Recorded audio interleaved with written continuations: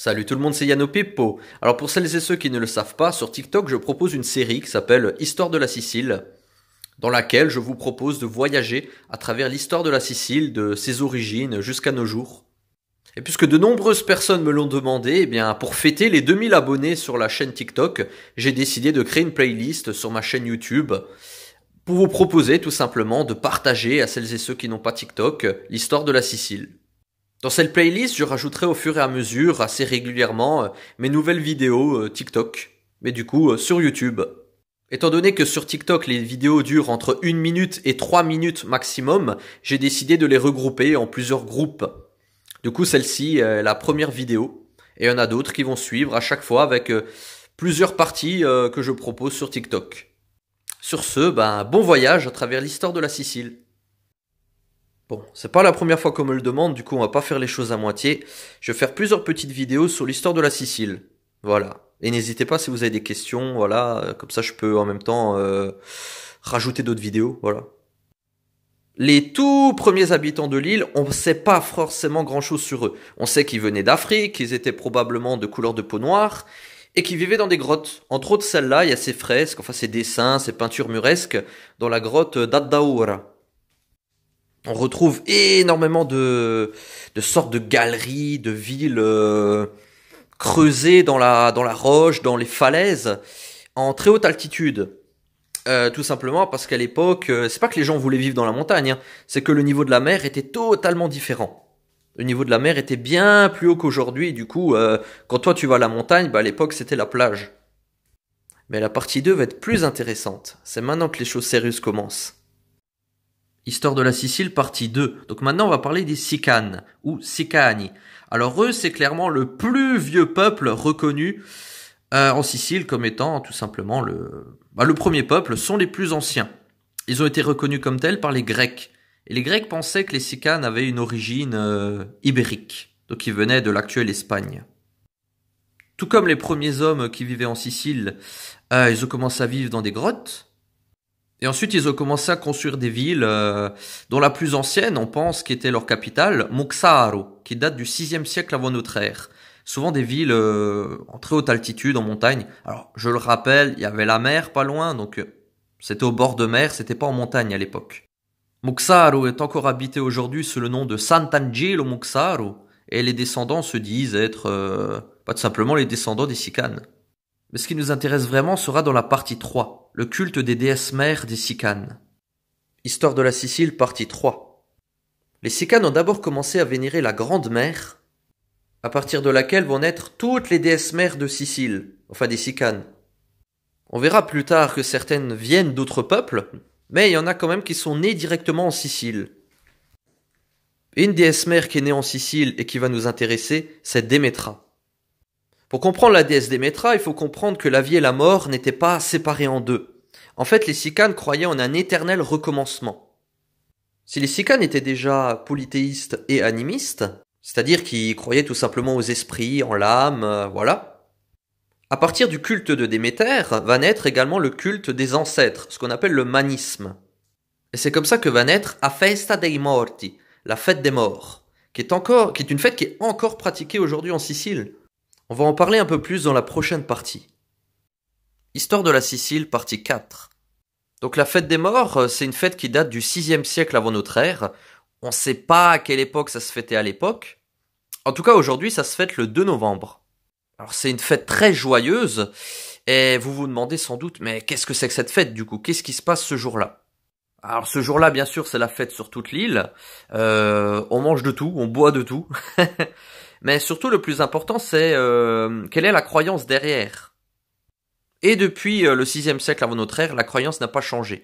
On croit que les esprits de nos ancêtres, donc les défunts, reviennent parmi nous, vivre avec nous pendant une journée, enfin pendant une courte période, bénir les vivants et apporter des friandises, des cadeaux à leurs petits-enfants, aux enfants tout simplement. On va dire que c'est un peu le Père Noël des Siciliens, mais avec des morts-vivants. Histoire de la Sicile, partie 5. Alors je vais pas vous parler de toutes les déesses mères sicanes, hein, mais il y en a une qui peut nous intéresser. Une déesse qui se retrouve encore aujourd'hui sur notre drapeau. Il s'agit de Medusa. Méduse est une déesse à la base d'origine berbère et qui était même très importante chez les berbères. C'est d'ailleurs l'une des déesses, il y a beaucoup de déesses en fait berbères chez les Sicanes. On se demande même si en fait les Sicanes, c'était peut-être pas en fait des berbères à la base, une tribu berbère insulaire, tout comme les Guanches qui ont été ensuite hispanisés. Cette déesse berbère, en réalité, symbolise la Sicile. On peut dire même que c'est devenu la déesse la plus importante, même si aujourd'hui elle n'est plus considérée comme une déesse. C'est devenu une sorte d'amulette protectrice qu'on appelle Achinacria. Bon, on a assez parlé des Sicanes. Dans la prochaine partie, on va parler du deuxième peuple venu en Sicile, les Élimes. Histoire de la Sicile, partie 6. Alors, avant de parler des Élimes, je voudrais quand même vous parler de quelque chose qui peut vous intéresser, concernant la mythologie grecque. D'après les Grecs, autrefois en Sicile, c'était pas les Sicanes qui habitaient sur l'île, mais c'était des cyclopes et c'était des géants. Voilà. Mais on peut quand même se demander pourquoi est-ce qu'ils en sont venus à croire ça. Eh ben en fait, il y a une explication tout à fait rationnelle. En Sicile, à cette époque, il y avait pas du tout la même faune, pas du tout le même climat. Il y avait des alligators, enfin des crocodiles, il y avait des hippopotames et il y avait des éléphants. Mais pas n'importe quel éléphant. Des éléphants nains. Du coup, quand les Grecs passaient près de la Sicile, ce qu'ils voyaient vu du haut, c'était des humains plus grands que des éléphants. Alors qu'en réalité, c'était tout simplement des éléphants plus petits que des humains. Les rares fois où ils sont allés sur la plage, qu'est-ce qu'ils ont découvert? Des crânes d'éléphants nains. Il faut comprendre qu'il y avait un trou au milieu du front qui laissait supposer qu'il y avait un œil. Histoire de la Sicile, partie 7. Les Élimes. Alors les Élimes, ils ont laissé beaucoup plus de choses derrière eux que les Sicanes. Concernant leur origine, il y a deux écoles. L'école antique, qui dit que les Élimes sont d'origine troyenne. Donc c'était pas des Grecs, ils étaient d'origine anatolienne, de la ville de Troie. C'est des Asiatiques, d'Asie mineure, l'actuelle Turquie. Puis il y a l'école moderne, qui dit qu'en fait les Élimes, peut-être que c'était des autochtones. Peut-être même qu'ils étaient déjà là avant les Sicanes. Dans tous les cas, ils ont construit de très grandes et très riches cités, comme Ségeste, ou encore Erche, qui est encore habité aujourd'hui, d'ailleurs allez-y, rien que la vue depuis le haut des montagnes, depuis la ville qui est située en hauteur, c'est magnifique. L'armée des Élimes rivalisait avec celle des Grecs, et ce sont eux en fait qui ont appelé la Sicile Trinacria, qui veut dire les trois jambes, en référence à la forme triangulaire de la Sicile. Mais le prochain peuple est encore plus intéressant. Histoire de la Sicile, partie 8. Alors on a vu les Sicanes, on a vu les Élimes, et maintenant on va parler des Siculi, les Sicules, le troisième peuple autochtone de l'île, qui est sûrement le plus connu. C'est lui qui a donné son nom à la Sicile, tout simplement, Sicilia, qu'on appelle aujourd'hui Sicilia. Alors les Sicules, pareil, on sait pas vraiment d'où ils viennent, mais alors vraiment pas du tout. Par contre, ils faisaient partie des peuples de la mer. On le sait parce que les Égyptiens ont parlé d'eux. Ils les appelaient parfois Skili et parfois Shkelesh. Le dieu le plus connu des Sicules, c'était Adjanus, qui est au début un esprit animiste, qui incarnait l'Etna tout simplement, et ensuite qui est devenu une divinité qui habite dans l'Etna, donc dans le volcan. Il va se marier avec la déesse Thalia, donc la déesse Sicane, et ensemble vont donner naissance aux jumeaux Paliki, qui sont sûrement les deux divinités les plus importantes en Sicile à cette époque. Histoire de la Sicile, partie 9. Alors, avant de continuer, je vais quand même vous donner 4 petits repères chronologiques, parce que sinon vous allez rien comprendre et vous allez croire qu'en fait les peuples se sont juste suivis les uns derrière les autres, alors que pas du tout. Alors déjà les Sicanes, ils sont arrivés en Sicile il y a plus de 14 000 ans avant notre ère. Les Élimes, quant à eux, ils sont arrivés il y a plus de 8 000 ans avant notre ère. Et les Sicules, eux, on pense qu'ils sont arrivés environ vers il y a 1300 avant notre ère. Du coup, ça vous montre quand même que les Sicanes, pendant pas mal de siècles, ils ont vécu tout seuls sur l'île, quoi. Et le prochain peuple dont nous allons parler est arrivé en 1000 avant notre ère. Il s'agit tout simplement de l'un des plus grands peuples de la Méditerranée à cette époque. Ce sont les Phéniciens. Histoire de la Sicile, partie 10. Les Phéniciens. Alors les Phéniciens, eux, ils viennent de Phénicie. Phénicia, c'est l'actuel Liban. Les Phéniciens étaient de grands navigateurs qui ont voyagé un peu partout en Méditerranée. Et pour faciliter tout simplement leur voyage et pour des raisons commerciales, ils vont d'abord construire des ports marchands un peu partout en Méditerranée qui vont devenir ensuite de grandes cités, tout simplement des colonies phéniciennes. Ils vont construire énormément de grandes cités comme Mozia ou Palerme, qui est la plus connue. Mais la cité la plus importante qu'ils vont construire, elle est située dans l'actuelle Tunisie, en ancienne Libye, tout simplement Carthage. Ils vont se métisser aux Libyques, donc aux Berbères, et vont donner naissance à un nouveau peuple, le peuple carthaginois, qui à son tour, comme on va le voir dans la prochaine partie, est venu en Sicile. Histoire de la Sicile, partie 11. Les Carthaginois. Alors déjà, contrairement à beaucoup d'idées reçues, les Carthaginois, ce ne sont pas uniquement des Phéniciens. Ce sont majoritairement des Berbères, mais des Berbères phénicianisés ou orientalisés. Ils parlaient berbère, mais pas uniquement, ils parlaient aussi le phénicien. Et du coup, aussi bien des Carthaginois, donc des métis, que beaucoup de Berbères vont venir vivre en Sicile. Ils vont construire énormément de cités et vont laisser pas mal de choses derrière eux. Ils vont construire plusieurs cités comme Lilybé, qui est tout simplement l'actuel Marsala, qui va changer de nom avec les musulmans. Donc Marsala, ça veut dire le port de Dieu. Les Carthaginois vont influencer aussi bien culturellement, linguistiquement que religieusement les Siciliens. La religion berbère va être de plus en plus intense, surtout chez les Sicanes, qui avaient déjà eux-mêmes des déesses berbères. Ils vont être un peu partout en Sicile, mais surtout en Sicile occidentale. Histoire de la Sicile, partie 12. Les Grecs. Au 8e siècle avant notre ère, plusieurs peuples vont arriver en Sicile orientale. Les Chalcidiens, les Corinthiens et les Mégariens. Ensemble, ils forment une ethnie qu'on appelle les Grecs. Puisqu'en fait, les Grecs, c'était pas un peuple, c'était un ensemble de plusieurs peuples. Et puis ces trois peuples-là vont débarquer en Sicile. Sauf que Doukétius, le roi des Sicules, il aime pas trop l'idée. Du coup, il va créer une armée indépendantiste contre la colonisation grecque. Entre-temps, les Grecs, ils vont construire plein de cités, comme par exemple Catane ou encore Syracuse.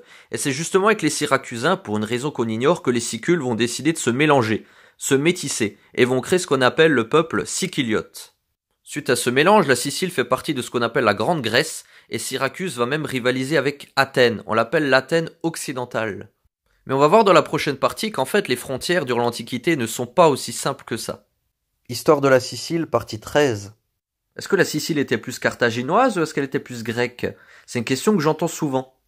Pour simplifier la situation géographique de la Sicile à cette époque-là, on a souvent des cartes assez simplifiées. C'est-à-dire que soit on va avoir une majorité qui va être carthaginoise, soit une majorité de la carte va être grecque, mais ce qui représente pas du tout la réalité. C'est juste simplifié. On fait l'erreur de comparer les peuples antiques avec les peuples médiévaux ou modernes.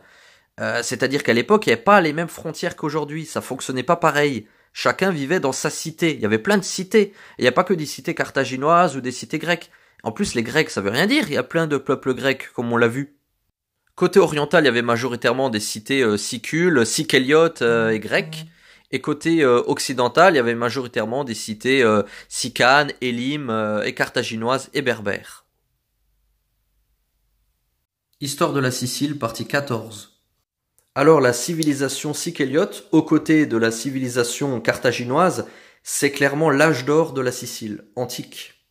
Au début, les cités se faisaient tout le temps la guerre entre elles, puis petit à petit, elles ont commencé à se mélanger, à se métisser. Il y a eu un enrichissement mutuel.